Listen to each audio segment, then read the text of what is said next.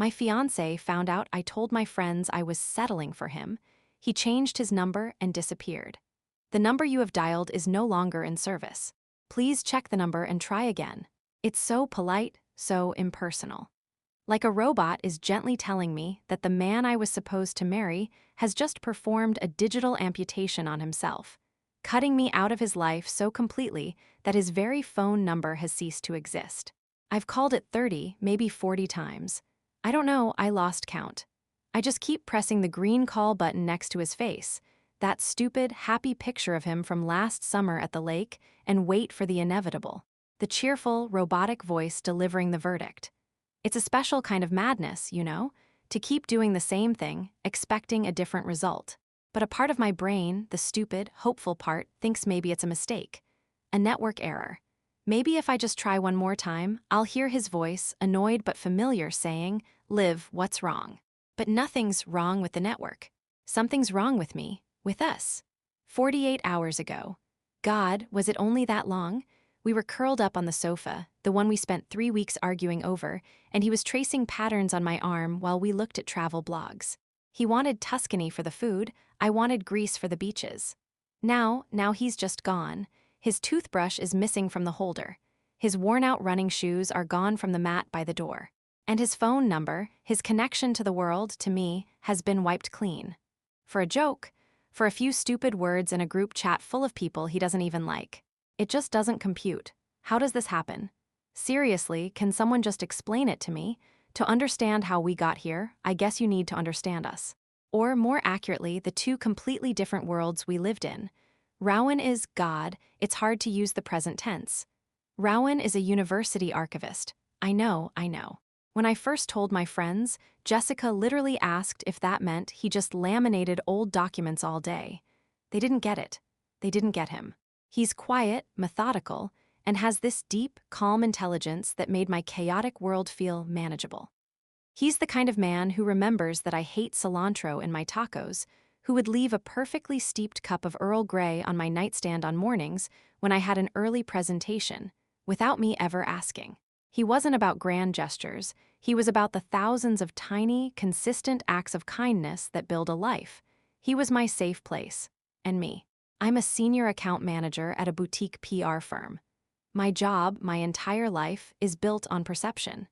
It's about crafting narratives, managing images, and making sure everything looks perfect, effortless, and expensive, even when it's falling apart behind the scenes. My friends, the ones from work and my college sorority, are all cut from the same cloth. Life is a competition, you know? Who got the promotion, who's vacationing in St.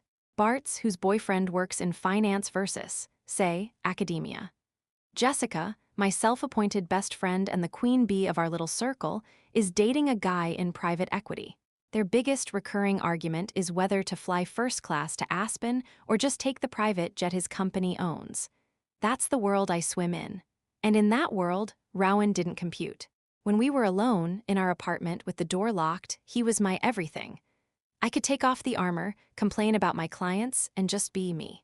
But the second we'd step out to a dinner with my friends, I could feel this anxiety creeping in. They'd all be talking about stock options and IPOs, and Rowan would be telling a genuinely fascinating story about a 17th century manuscript he just authenticated. I'd watch their eyes glaze over, see the polite, tight smiles, and this horrible hot shame would just wash over me. I started making excuses. Oh, Rowan's got a big project, he can't make it. Or I'd go alone and just not talk about him. When they'd ask, "So, what's new with the professor?"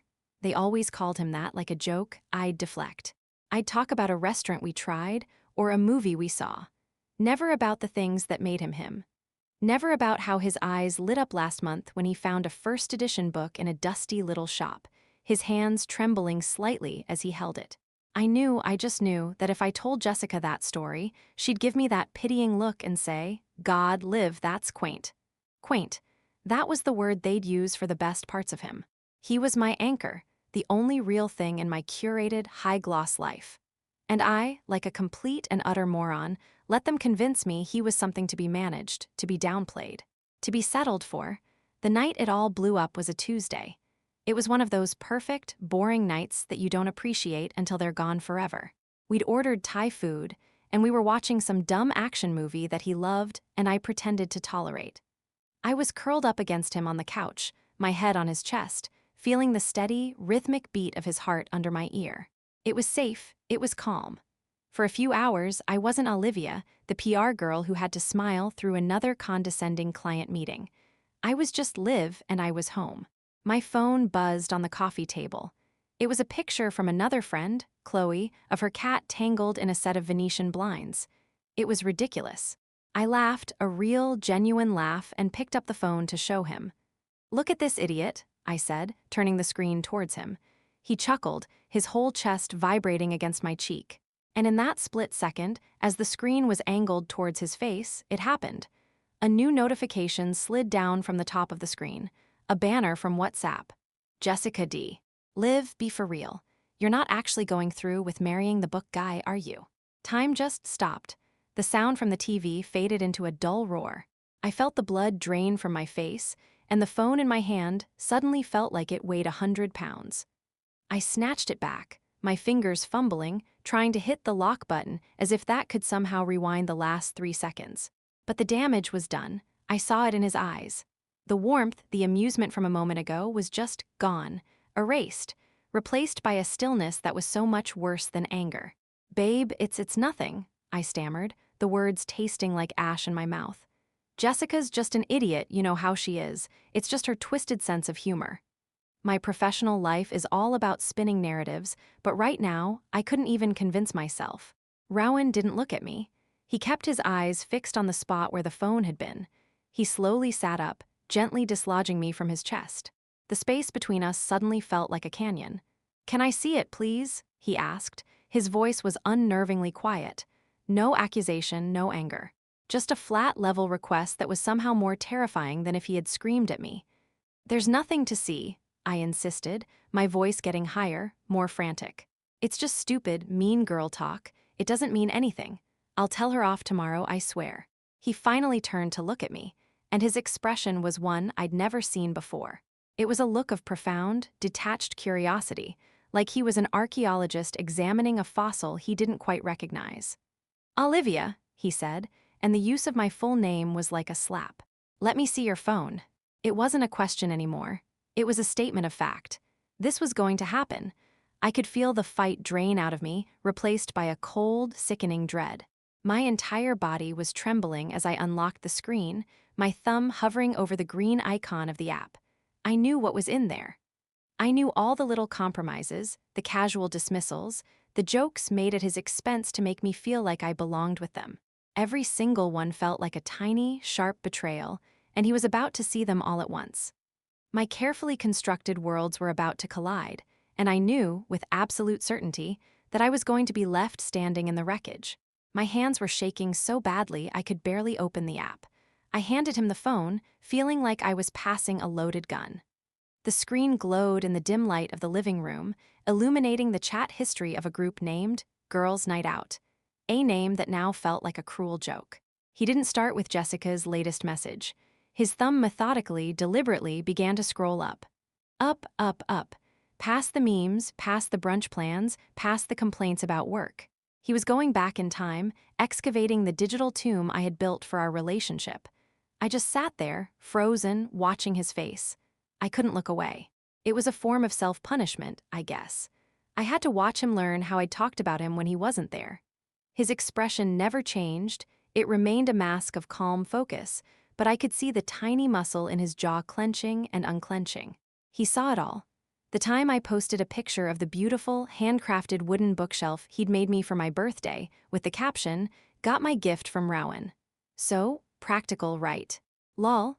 He saw the conversation where I'd complained that he wanted to spend our vacation hiking in a national park instead of at a resort in Cabo, and Jessica had replied, "God, you need to train him better." I hadn't defended him. I'd replied with a string of laughing emojis. He scrolled further, his silence growing heavier, more suffocating with every swipe of his thumb. He read the messages from when we first got engaged. I had posted a picture of the ring, a beautiful, vintage sapphire he'd spent months searching for because he knew I loved them. And my friends' comments. "A bit old-fashioned, no?" Jessica had written. My reply wasn't a defense, it was an apology. I know, but it's sweet, it's very him. Him, diminishing his thoughtful, perfect gift just to placate them. And then, he found the worst one. The one I had typed out a few months ago after a particularly brutal dinner with Jessica and her smug boyfriend. They had been going on about their portfolio, and I had felt so small, so ordinary. I had vented to the group later that night. Sometimes I wonder if I'm making a huge mistake, I wrote. But honestly, he's a safe bet. It's better to just settle than to end up alone, you know. He stopped scrolling. He read that last message twice. I saw his thumb trace the words on the screen. He took a slow, deep breath, the kind you take when you're trying to control an immense amount of pain. Then he looked up from the phone, and his eyes met mine. The detached curiosity was gone. In its place was a look of such profound, crystalline disappointment that it physically hurt me to see.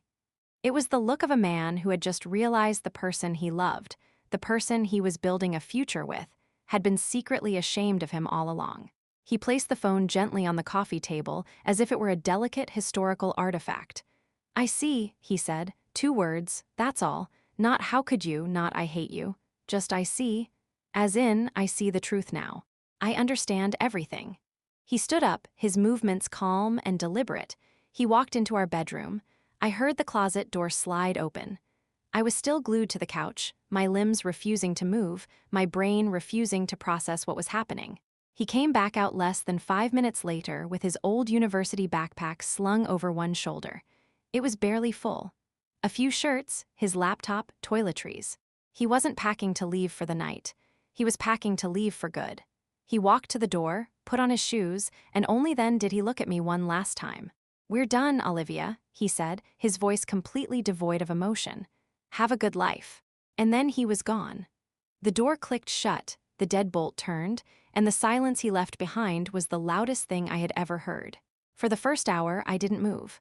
I just sat on the couch, staring at the closed door, convinced he'd come back. He'd walk back in, maybe yell at me, we'd have a huge, ugly fight, and then we'd figure it out. Because that's what people do, right? He was just angry, he needed to cool off. But an hour turned into 3. Midnight came and went. I started sending texts. First, an apology. "Rowan, I am so sorry, that was stupid. Please come home." No reply, then desperation. "I love you, you know that, they don't know you like I do." It didn't mean anything. Delivered, unread. By 3 a.m., it was just frantic pleading. "Please just talk to me, don't do this, don't throw everything away." The next morning, the messages turned green. My heart plummeted. He turned off his iMessage, or maybe his phone was off. I called. It went straight to voicemail. I left a rambling, tearful message, then another, and another. By noon the next day, the voicemail box was full. And by that evening, when I tried to call again, that's when I got her. The calm, robotic woman telling me his number no longer existed. That's when true panic set in. This wasn't him cooling off. This was an amputation. A clean cut. I called his sister, Catherine. We'd always gotten along, even spent a weekend together last fall picking apples. Her voice on the phone was cautious, strained. "Olivia, is everything okay?" "No, Catherine, no, it's not," I cried, the words tumbling out. "Rowan's gone. He left last night, and now his phone is disconnected. Do you know where he is? Is he with you?" There was a long pause on the other end. I could hear her sigh. "Olivia," she said, and her tone was so formal, so distant. "I'm sorry, but Rowan made it very clear this is between the two of you. He said he needs space, and he asked us to respect that. I think you should, too." "Respect that? He disconnected his number," I shrieked. "That's not asking for space, that's erasing himself." "He's my brother and he's hurting," she said, a new edge in her voice. "He told me he just needed to make a clean break. I'm sorry, Olivia, I have to go." And she hung up. A clean break. The words echoed in my head. Desperate, I did the only other thing I could think of. I called Jessica. I needed a friend. I needed someone to tell me I wasn't crazy, that he was overreacting. I sobbed the whole story out to her on the phone, the group chat, him leaving, the disconnected number. I was expecting sympathy. What I got was a weird, awkward silence. "Oh, wow," she finally said. "That's intense." "Intense? Jessica, my life is falling apart. He's gone." Okay, calm down," she said, her voice laced with an uncomfortable, placating tone. "Look, maybe it's for the best. I mean, I know you loved him, but let's be honest, Liv, he was never really." your speed. This could be a good thing. A fresh start. I couldn't believe what I was hearing. A good thing? A good thing I was going to marry him. Well, yeah, about that, she trailed off. There was another pause. Look, Liv, I gotta run. I'm heading into a meeting. We'll talk later, okay? Don't do anything crazy. She hung up before I could even reply. I stared at my phone, the screen now dark. She didn't care. None of them did. It was all just gossip to them. Rowan wasn't a person, he was a topic, a symbol of my failure to keep up in their little game. I had sacrificed the one person who truly saw me, who loved the real me behind the PR smile, for the approval of people who saw my heartbreak as an inconvenience in their day. And for the first time, sitting there in the crushing silence of our empty apartment, I felt completely and utterly alone. It's been 3 weeks. 3 weeks of living in a ghost apartment, surrounded by the specter of a life I torched with my own 2 hands. He never came back for the rest of his things. His favorite worn-out armchair still sits in the corner. His collection of obscure history books still lines the shelves he built. It's like living in a museum of my own failure. He blocked me everywhere, of course. Facebook, Instagram, even LinkedIn. It was a systematic, silent, and brutally efficient erasure. There was no angry post, no dramatic unfriending. Just a quiet click, and I was gone from his digital life, just as he was gone from my real one. My friends, after Jessica's masterclass in emotional support, have been distant. The invitations to brunch have dried up. My frantic texts get answered with one-word replies hours later. It's funny, isn't it? I spent so much energy curating a life for their approval, and the moment that life got messy, the moment I wasn't fun, shiny Olivia anymore, they scattered. So now, this is my life. My only window into the world he now inhabits is through his sister, Catherine. Her Instagram is public. It used to be a source of mild annoyance, endless pictures of her kids and her sourdough starter. Now it's my oxygen and my poison. I've become a digital ghost, haunting the edges of her feed. I spend hours, usually in the dead of night when the loneliness is a physical weight on my chest, just scrolling. I analyze every photo, every tag, every casual comment for a sign of him. Most of the time, there's nothing. Pictures of her son's soccer game, a date night with her husband. But last night, she posted a new photo. It was a gallery post from a family barbecue over the weekend. My heart hammered against my ribs as I swiped. The first few photos were of the kids. The next was of the grill, loaded with burgers. And then the fourth picture. There he was. He was standing by the grill, holding a spatula, laughing at something his brother-in-law must have said. The sun was catching the side of his face, and he was smiling. Not a polite, tight smile like the ones he'd give at my work parties. It was a real, deep, unguarded laugh, the kind that crinkled the corners of his eyes. He looked lighter, he looked happy, he looked free. And that single, pixelated image broke me in a way his silence never could. He wasn't pining. He wasn't miserable. He was moving on. He was living a life, a full and happy life that no longer included me. He had made a clean break, just like Catherine said. He'd cut out the part of his life that was making him feel small, the part that was ashamed of him. He'd cut out me, and I'm the one left here, in the dark, with nothing but the glow of a phone screen. I'm the one trapped, endlessly refreshing a feed, searching for glimpses of a man who is already a world away. I thought my life was about perception, about looking good for my friends.